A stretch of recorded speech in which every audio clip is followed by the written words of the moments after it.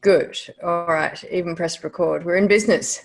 Um, all right. So this morning I want to talk about reasons for training your own horse. And if you've if you've ever got a horse back from a trainer that's been less than perfect, then you'll know that you need to train your own horse. It can be a little bit daunting, because a lot of us end up training our horses that really aren't very experienced, or because we've had a bad accident, because the horse has come back from a trainer and it hasn't learned all the things it should have learned. So right at the beginning, you can feel a bit daunted by the whole process. So what I wanted to do is just outline the 8 main reasons why you should, and let's try and look at it from a slightly different point of view.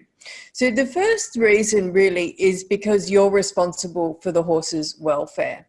And owning a horse means taking responsibility for its maintenance. So providing food and water and shelter. And that's in sort of general terms. But if you look at the 5 freedoms, it also means, that you, apart from the sort of freedom from hunger and thirst and freedom to express like normal behavior, there are all things that come under management. So that's always how you stable it, how you feed it and that sort of thing. Whereas if you look at the other sections, which are freedom from discomfort, pain, injury, fear, distress, these are all influenced by how we interact with the horse. So in order to keep the horse,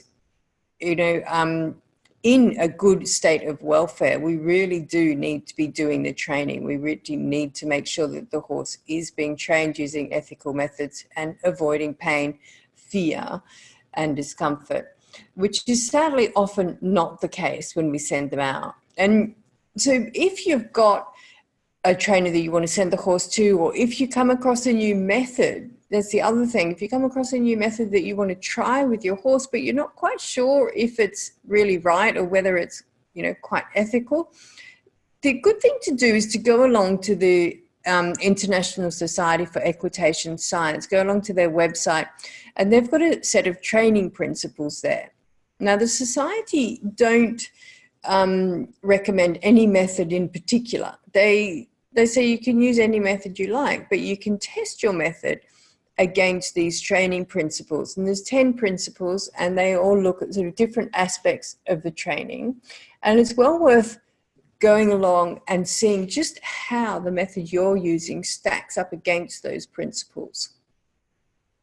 So the second one is learning how to regulate your horse's emotional level. Now, I think the thing that I see that goes wrong with training more often than anything else is people getting the emotional level wrong. So the horse is too emotional, or the horse is not emotional enough, meaning it's not engaged with the lesson.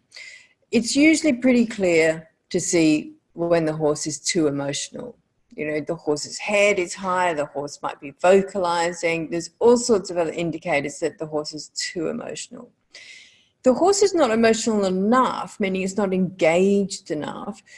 It's harder to see, but it's just as problematic, because if you think about sitting in a classroom or something when you're falling asleep and you're not engaged with the teacher, so your focus is not on what the teacher's saying, and that's exactly the same with the horse. And so I see it quite a lot where the horse isn't engaged with learning.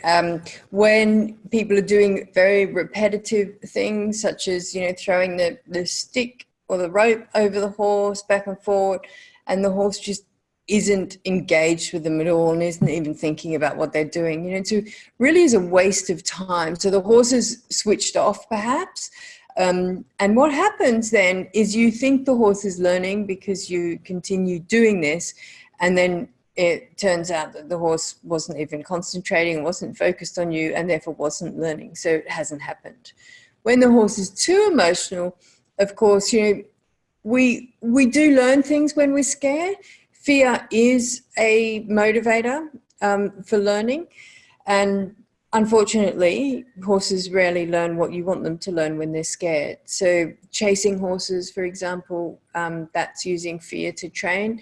So again, horses aren't learning great things when that's happening. So, you know, the emotional level, we want the horse more emotional than it would be if it was standing around in the paddock, but not so emotional as it's frightened. So there's an engagement zone there. That's what we're looking for. And that's my point number 3, is to get the horse working in that engagement zone.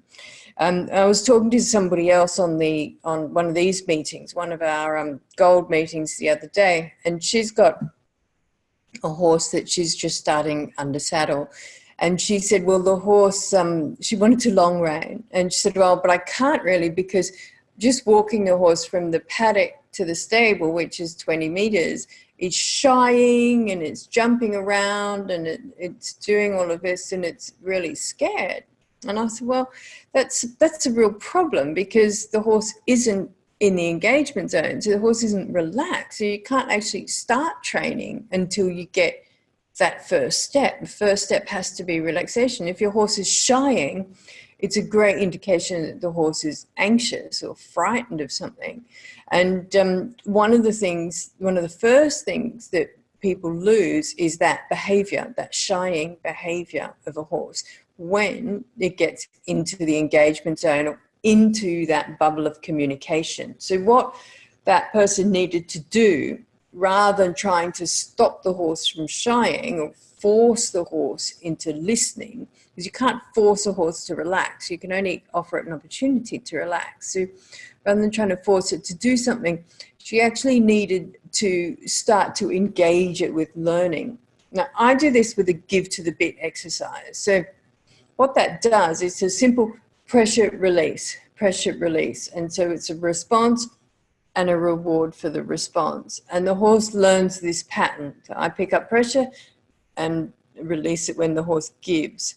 So, and then I reward the horse with a pat or a scratch. So you set this pattern up, and what happens is the horse then starts to focus on you, and you start communicating. And so you make a bubble around the horse that keeps the horse engaged with you and not with everything else that's happening around it. So it stops the horse from being so under the stimulus control of the environment and puts it more under your stimulus control. So that is really important, to start with that relaxation. And I find the easiest way to get relaxation is to do give to the bit. So if you've got a horse that's too young for that, that's not wearing a bridle and just in a halter, you can do exactly the same exercise in a head collar.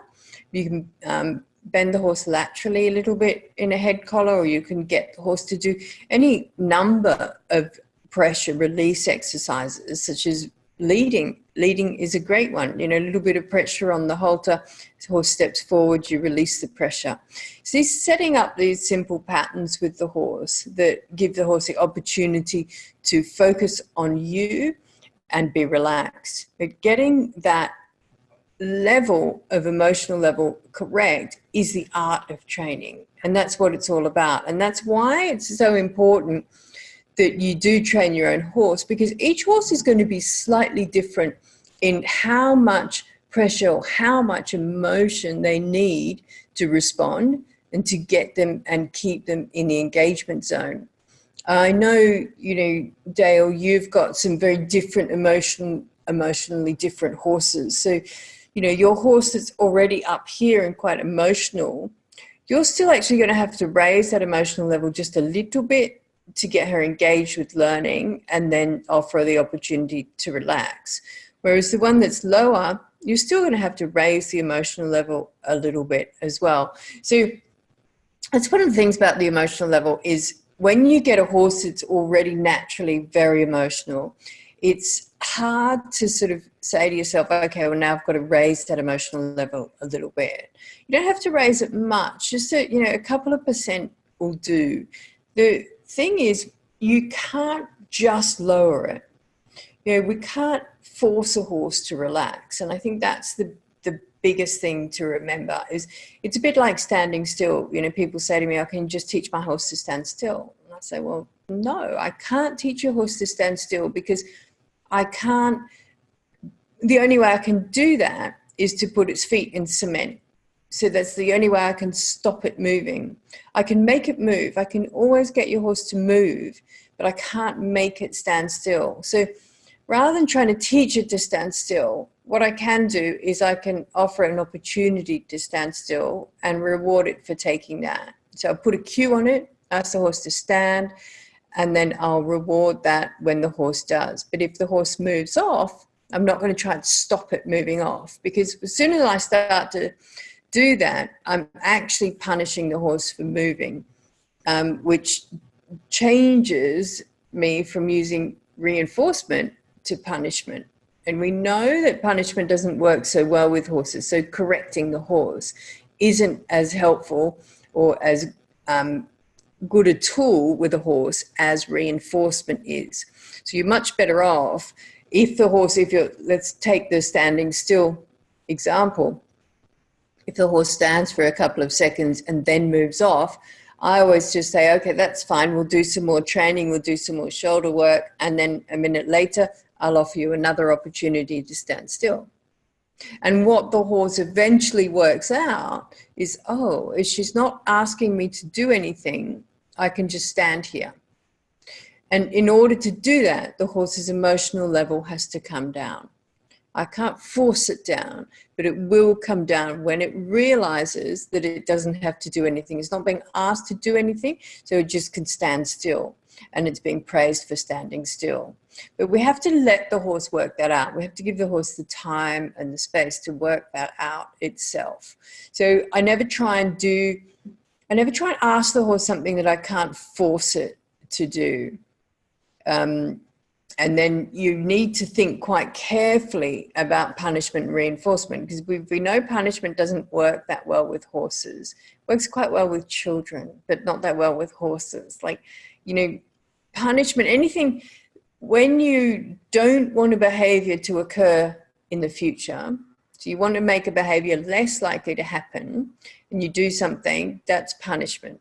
So like giving a child detention because you don't want them running in the hallway or whatever it was, that's punishment.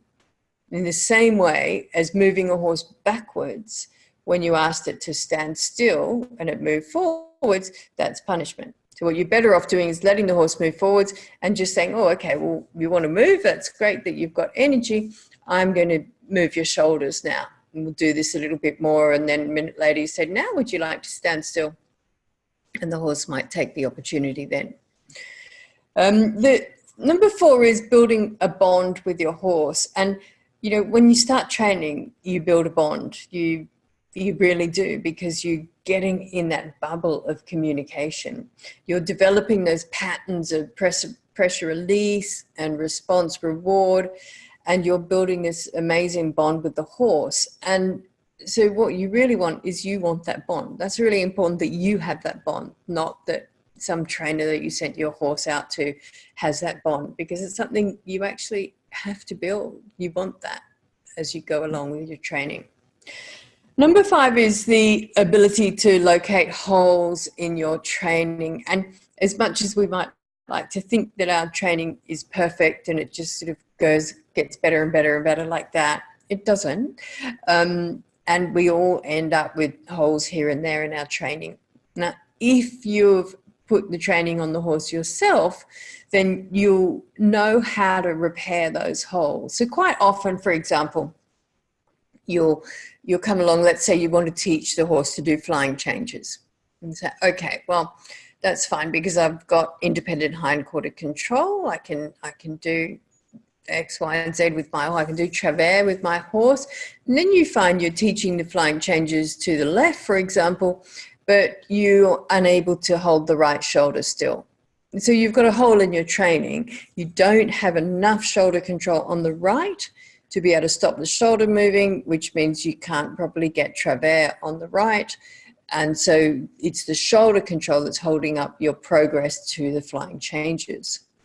Now, if you've put that training on the horse yourself, you say, oh, well, that's fine. I know how to get shoulder control on the horse. I know what's lacking. What's lacking is that I'm not able to stop the right shoulder moving to the right. I need the right shoulder to be able to move left or to stay where it is. And then you can address that. So, you know, we're always going to find holes in our training, especially as we progress and things become more complicated, because, you know, it might be easy to have shoulder control when you're just talking to the shoulders, but then when you add the hindquarters, it is more complicated. It's more mentally challenging for the horse. And so you quite often need to go back and reinforce some of those things that you taught the horse earlier. So by training your own horse, you know exactly how the horse learned that. And you can go straight back there, you know exactly how to teach it, go straight back there and teach that. So that leads us on to the next one, which is building strong foundations. And only by knowing which thing builds on the one before, you know, can you be successful? Because I know whenever I put out a video about counter half pass or flying changes, you know, everybody puts their hand up and says, oh, I want to do that. You know, I'm going to do that. I'm going to teach my horse flying changes. And that's great. That's really good. Do that by all means, but don't try and do it before you have shoulder control to a pivot on the hindquarter or independent hindquarter control. And that means you can move the hindquarters without moving the shoulders. You need those two things before you can teach flying changes. And so we need that foundation, that the give to the bit, then shoulder control, then hindquarter control, then the lateral work. And you have to build on that strong foundation. The one at the bottom, the give to the bit, is all about relaxation and softness in the bridle. So that's relaxation and responsiveness. You're working on that all the time. And that's the biggest thing. That's the bottom of your foundation, and everything else builds on that. But without that, then you can't build up. So it's like the person we were talking about earlier who wanted to long rein their horse. They didn't have that. They didn't have the relaxation. They didn't have the give to the bit. So they're starting up here, and the horse just fell through the hole because you're missing. The horse isn't in the bubble of communication. The horse isn't relaxed. The horse is shying. So, you know, you need to start with that give to the bit. And it's interesting, you know, when you look at demonstration horses or you look at high level horses and you think, oh, well, that horse learned that like that. That horse learnt that there, and you forget about all the work that was done earlier. And a nice example of this is watching Liberty horses do piaffe. And there's quite a lot of Liberty horses do this. Clicker training and other things where they use positive reinforcement of food. And you'll get this nice piaffe, the horse is piaffing. People look at that and they think that the horse learned to piaffe using food as a reinforcement. And that's not the case, because to piaffe, you need to increase the emotional level of the horse. And you can hold a bit of carrot out in front of a horse for a day and it's still not going to trot on the spot for you. You actually have to use negative reinforcement, pressure release, to get the movement in the first place. And then you shape the behavior using the clicker or the food. So it's a secondary thing, not the initial thing. It's not how you teach it, it's how you shape it. You need the pressure release to get the horse to perform the movement. And that's what you don't see. When you look at the level up here, you're not seeing all this foundation work that's so important. And, you know, food is an interesting thing. We all use positive reinforcement in our training. Positive reinforcement simply means adding something that the horse wants. So it could be a scratch on the wither, it might be a nice word, it could be a stroke on the neck. All of those things are positive reinforcement. And there's the things that horses do with each other as well. You'll see horses grooming each other and that sort of thing, which is exactly what we're doing. What horses rarely do with each other is give each other food. So that's something that is probably a little bit alien to them.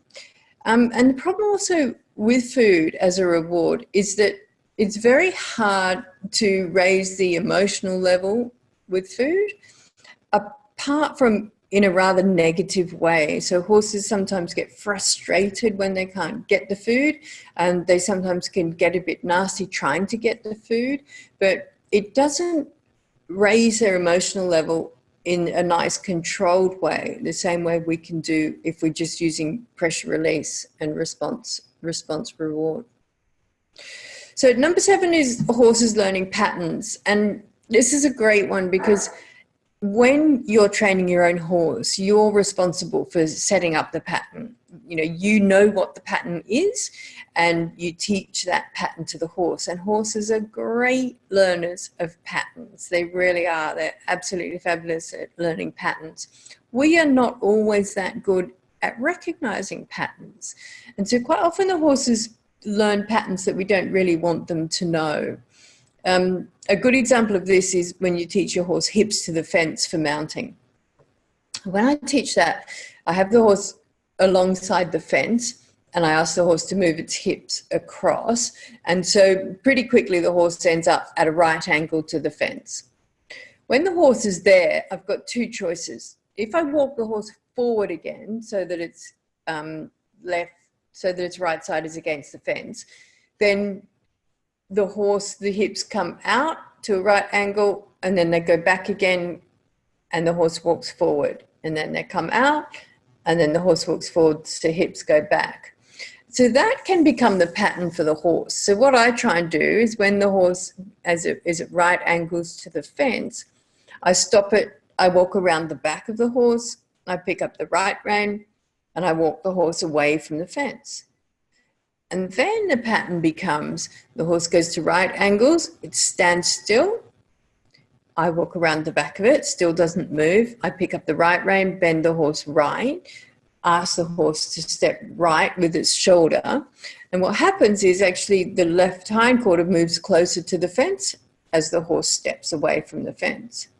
And so the pattern then becomes move your hips away from the fence and then step right with your shoulders and your hips go closer towards the fence and then you move away. And that's exactly what I'm going to ask the horse to do when I get on. The first time I get on the horse is going to step right away from the fence. And so that's a great pattern for the horse because that's what it's going to need in the future. And it also means that the hips go closer to the fence before we step away, which means that for the horse, the pattern is, you get to the fence, you move your hips all the way around to the fence and you stand and then you move away from the fence rather than 90 degrees and then back straight, 90 degrees and then back straight. So it's a much simpler pattern for the horse. And we don't know what the horse thinks. We don't know when the horse thinks this pattern starts or finishes.